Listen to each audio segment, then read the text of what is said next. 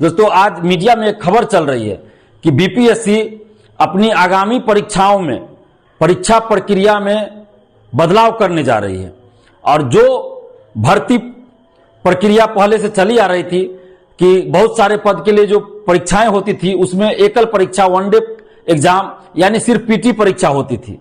PT एक परीक्षा हुई उसके बाद जॉब लग जाती थी। लेकिन अब क्या होगा, कोई भी परीक्षा कोई भी भर्ती के लिए किसी भी बहाली के लिए परीक्षा होगी तो उसमें पीटी के बाद मेंस अनिवार्य रूप से होगा। और बीपीएससी का तर्क है, जैसे कि मीडिया में खबर चल रही है उसके अनुसार बीपीएससी का तर्क है कि इससे पेपर लीक और धांधली सेटिंग रुक जाएगा। क्योंकि पीटी के बाद मेंस होगा तो धांधली सेटिंग कराने में, पेपर लीक कराने में ज्यादा मेहनत करना पड़ेगा। पीटी का भी पेपर लीक कराना पड़ेगा, मेंस का भी पेपर लीक कराना पड़ेगा, तो ज्यादा मेहनत करना पड़ेगा। इससे धांधली सेटिंग पेपर लीक रुक जाएगा, यह बीपीएससी का तर्क है। तो बीएसएससी सीजीएल 3 उसमें भी पीटी के बाद मेंस हुआ था, लेकिन पीटी का पेपर लीक हुआ था बीएसएससी सीजीएल 3 का, हमने ही उजागर किया था। परीक्षा रद्द हुई थी एक शिफ्ट की। 67वीं बीपीएससी सिविल सेवा, पीटी के बाद मेंस, मेंस के बाद इंटरव्यू। 67वीं बीपीएससी सिविल सेवा का पीटी का क्वेश्चन आउट हुआ था, पेपर लीक हुआ था। हमने ही तत्कालीन मुख्यमंत्री नीतीश कुमार जी को परीक्षा से 11 मिनट को पहले क्वेश्चन भेजा था और परीक्षा रद्द हुई थी। तो ये कह देना कि पीटी के बाद मेंस कराएंगे तो उससे पेपर लीक और धांधली सेटिंग रुक जाएगा, ये बिल्कुल गलत है। बीपीएससी ने एक तर्क और दिया था कि अलग अलग शिफ्ट में परीक्षा कराएंगे, अलग अलग चरणों में परीक्षा कराएंगे, अलग अलग शिफ्ट में परीक्षा कराएंगे तो इससे पेपर लीक रुक जाएगा, पेपर लीक नहीं होगा। तो ये मनोकामना भी उन्होंने पूर्ण कर लिया।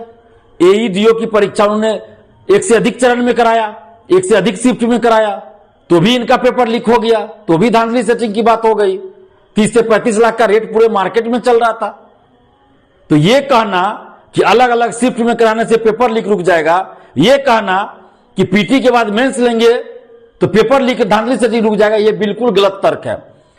जब तक आपकी नीयत सही नहीं होगी, जब तक आप ईमानदारी से काम नहीं करेंगे, जब तक परीक्षा माफियाओं पे कार्रवाई नहीं होगी, जब तक बीपीएससी ऑफिस के अंदर जो भ्रष्टाचारी बैठा हुआ है, जो पेपर लीक में संलिप्त अधिकारी और कर्मचारी बैठा हुआ है, वैसे लोगों को बीपीएससी से लात मार के बाहर नहीं कीजिएगा और जेल नहीं भेजिएगा, तब तक पेपर लीक धांधली सेटिंग रुकने वाली नहीं है।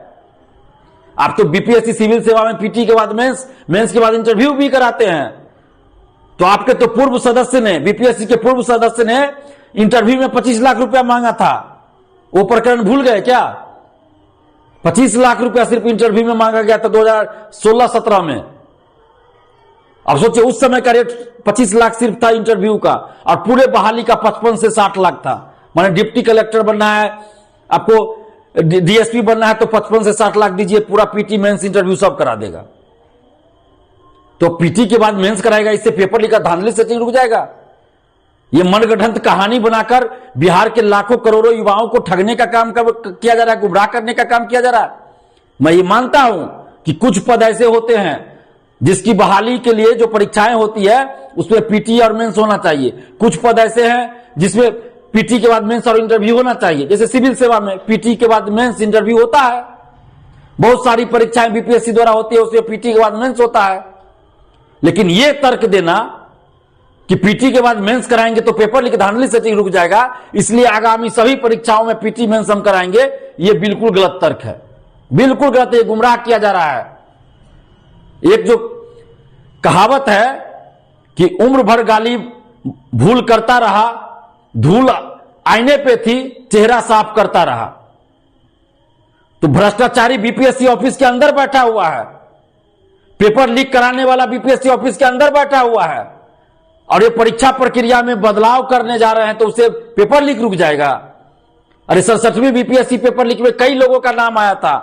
बीपीएससी ऑफिस जो जांच हुआ 67वीं बीपीएससी का पेपर लीक का, उसमें क्या आया था? बीपीएससी ऑफिस के अंदर से स्ट्रांग रूम से ताला खोल के मेंस की कॉपियां बाहर ले जाई गई थी, लिखवाई गई थी बाहर, और फिर बाहर से लिखवा कर अंदर रखा गया। कितने लोगों पे कार्रवाई हुई? कौन था वो बीपीएससी का अधिकारी और कर्मचारी? आज तक क्यों नहीं उस पर कार्रवाई हुई? जब तक बीपीएससी ऑफिस के अंदर भ्रष्टाचारी बैठा रहेगा तब तक कितना भी बदलाव कर लीजिए, आप 4 बार मेंस ले लीजिए, 10 बार इंटरव्यू ले लीजिए, कुछ नहीं होने वाला है, धांधली सेटिंग होती रहेगी। आप 10 फरवरी से लेकर आप 30 मार्च 2024 का सीसीटीवी फुटेज जारी कीजिए बीपीएससी का। हम चुनौती दे रहे हैं।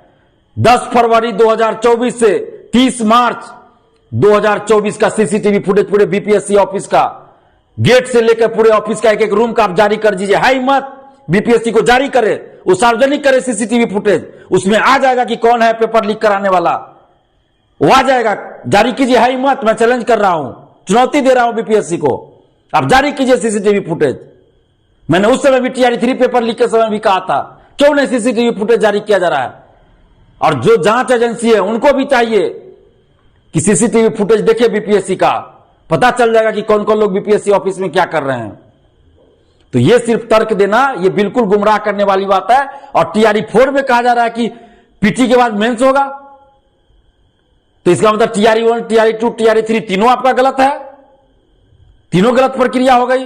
टीआरई 3 का आपका पेपर लीक, टीआरई 2 का पेपर लीक, टीआरई 3 में पेपर लीक में जो संलिप्त थे उसको क्यों नहीं आज तक आपने प्रतिबंधित किया आजीवन? 266 लोग हनीमून मनाने गए थे क्या? पिकनिक मनाने गए थे? क्या करने गए थे?